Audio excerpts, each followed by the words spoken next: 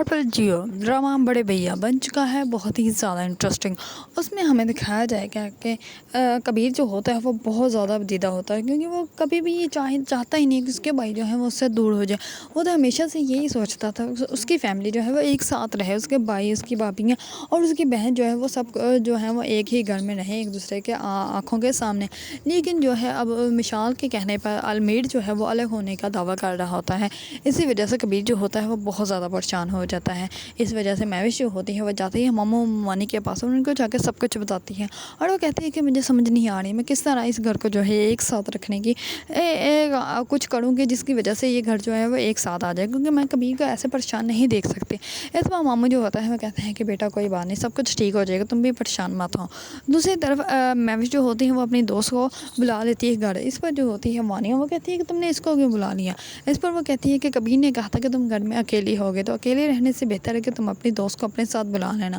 اس پر جو ہوتی ہے وانیہ وہ کہتی ہے تو گھر کے باقی افراد بھی تو ہیں۔ اس پر وہ کہتی ہے کہ جی گھر کے باقی افراد ہیں لیکن ان کی اپنی مصروفیات ہیں، اور ویسے میں زویا کے ساتھ زیادہ رہتی تھی، تو زویا کے اب پیپر سٹارٹ ہو گئے تو اسی وجہ سے وہ اب وہاں پہ بزی ہوتی ہے، تو میں نے اس کو ڈسٹرب کرنا مناسب نہیں سمجھا۔ اس پر جو ہوتا ہے سمیر وہ کچھ بھی نہیں کہتا، کیونکہ سمیر کو اچھے سے اندازہ ہے کہ میری بیوی ہی غلط ہوتی ہے۔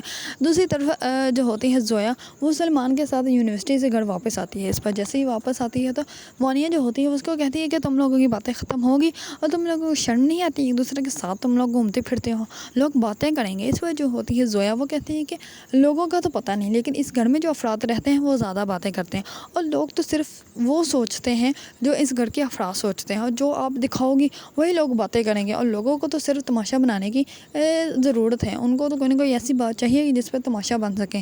اور اس پر وہ کہتی ہے کہ جب آپ دوبارہ اپنا چہرہ آئینے میں دیکھیں گے تو آپ کو اپنی ساری غلطیاں اور ساری باتیں جو ہیں وہ یاد آ جائیں گے۔ اس پر وانیہ جو ہوتی ہے وہ کہتی ہے کہ اپنی بکواس بند کرو۔ اس پر جو ہوتی ہے زویا وہ کہتی ہے کہ مجھ سے آرام سے بات کیا کریں، میں آپ کے ساتھ کوئی بدتمیزی نہیں کر رہی، صرف بات کرنی ہے۔ دوسری طرف کبیر جو ہوتا ہے وہ بہت زیادہ پریشان ہوتا ہے کہ ایک طرف جو ہوتی ہے وہ فڑی اس سے ناراض ہو جاتے ہیں، اور دوسری طرف المیر جو ہوتا ہے وہ الگ گھر رہنے کی بات کر رہا ہوتا ہے۔ دوسری طرف وانیہ جو ہوتی ہے وہ مشال کے ساتھ بات کر رہی ہوتی ہے کہ وہ مہوش کو جو ہے وہ برباد کر دے گا، اور اتنے میں المیر آ جاتا ہے اور وہ کہتا ہے کہ کیا آپ لوگ بھابھی کے ساتھ کرنے والی ہیں؟